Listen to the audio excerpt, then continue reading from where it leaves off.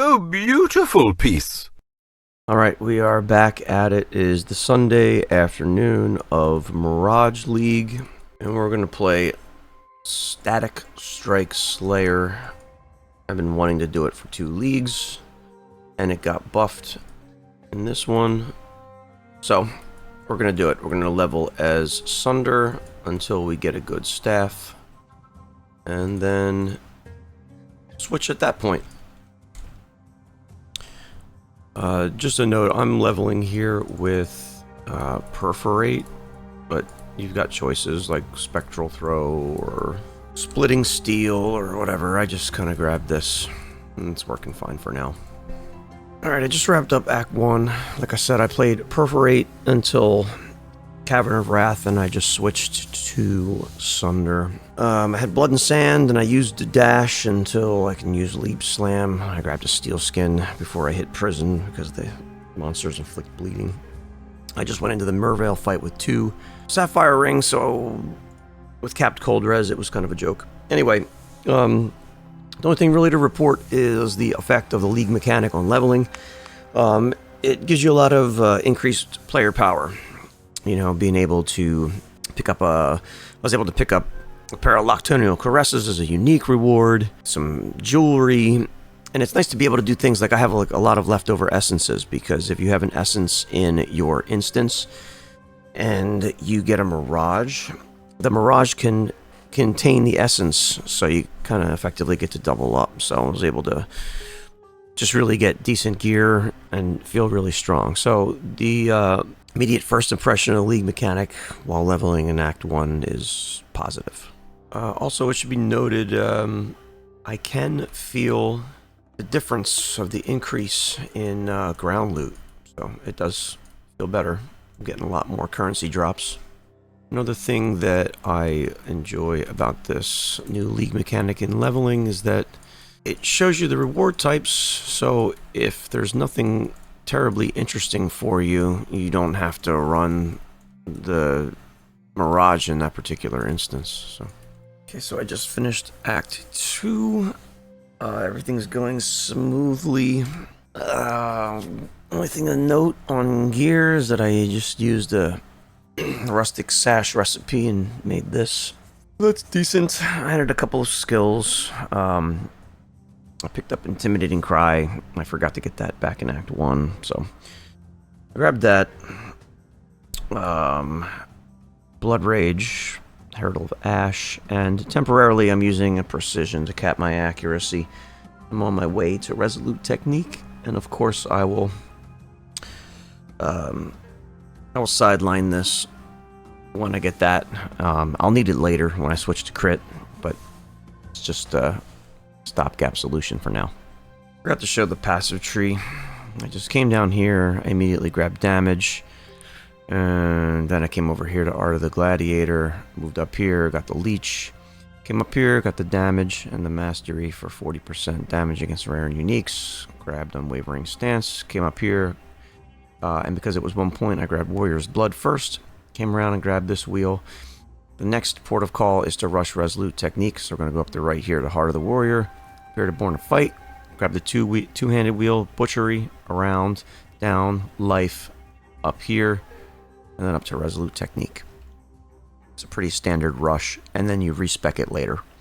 Funny little scenario happened. I got to Piety, and in the main zone, this Essence monster got ghosted. Oh, actually, it's still ghosted, and I couldn't kill it.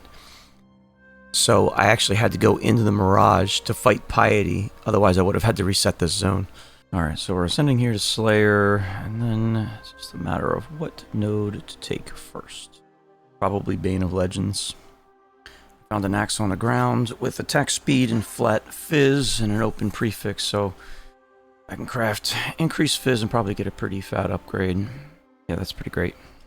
I'm taking a moment before I finish Act 4 to grab gems for a gem swap, like when I switch skills later. So I got Static Strike and some of the supports like Shockwave and LE Damage, and Frozen Legion, Physical Lightning. There's a Pulverized support that I can't get until Act 6 because I am not going to do the library quest. But let's. The point is, I'm starting to think now about.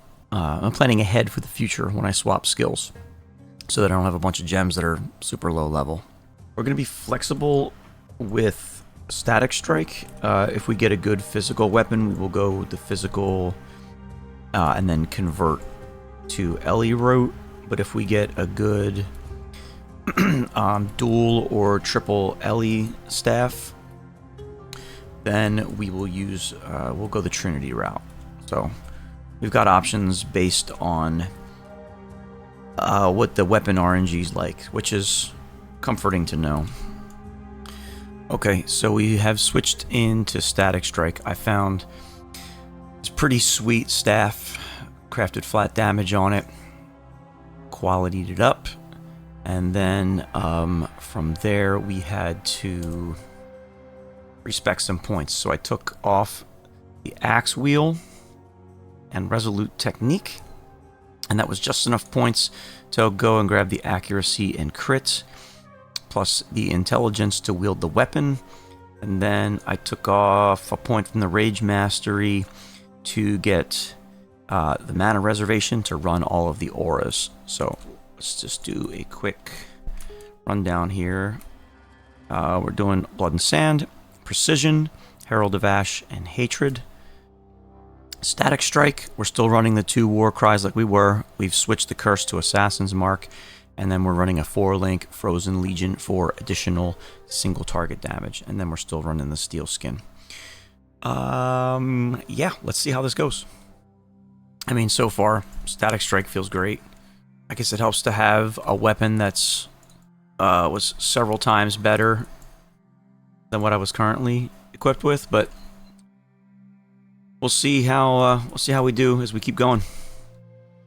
Currently, the only thing that feels a little strange is the strike range, which we can remedy in a little while. But just sometimes I feel like I attack and then I won't hit anything, even though my accuracy is capped. I picked up the Brinksmanship wheel plus the mastery for the additional strike, and it feels much, much better. I don't feel like I'm just like swinging into the wind anymore. So, highly recommend that if you play the build. I'm going to do something a little unconventional here. So this jewel just bottom rolled on attack speed. So there's the potential to get 15% attack speed on this one jewel. So I found a divine orb earlier. I'm gonna divine it and see what we get. Damn. 1% increase of attack speed. Bummer. One thing that I haven't mentioned is that I'm using Endurance Charge on melee stun support on Leap Slam, which is a bit of old tech that people haven't been using much lately. But when you Leap Slam, it's almost a guaranteed stun, if not a guaranteed stun. So just by Leap Slamming around and hitting enemies, you get free passive Endurance Charges, which is pretty good right now early, since I have no other way to generate them other than casting Enduring Cry. Alright, I just did Cruel Lab. I think I'm going to take Impact, adding the melee strike range. I mean, every single part of this node is going to be really nice quality of life for us on the strikes. Overleech is probably where I'm going to go on Merciless Lab, but for now, I think this is the call. Alright, let's take a quick second as I go into Act 9. I don't think much has really changed. Currently with the tree, I am working to connect this bottom part of the tree so I can unspec all this stuff. This melee wheel in here, and that will allow me to go up. And then I can start getting the staff nodes plus the Divine Judgment. I'm still using the same staff from Act 6, and damage is still quite good. First map. I'm still using the same staff from Act 6, and damage is still quite good. First map. Got all the way to Act 9 before taking my first death. Alright, so I just finished the campaign, and after taking my final resistance penalty, I only needed to add 1 of lightning resistance craft. So I was very easily able to get res capped for maps. I still haven't found the prismatic tincture, so I'm going to be on the lookout for that as well. I'm going to remove this resistance craft and put on war cries cannot exert travel skills, just to make my infernal cry usable through mapping. Alright, so with Merciless Lab, we will take Overleech. It's going to feel really comfy during mapping, and then eventually in Overlab, we'll get Headsman. Alright, so I'm basically map ready. Finish lab. I am res capped. Feel like I have plenty of damage. So we'll pick up in the next episode with some mapping. And I'll figure out what to do with the Atlas tree now that Kirak is gone. So stay tuned. See you in the next one.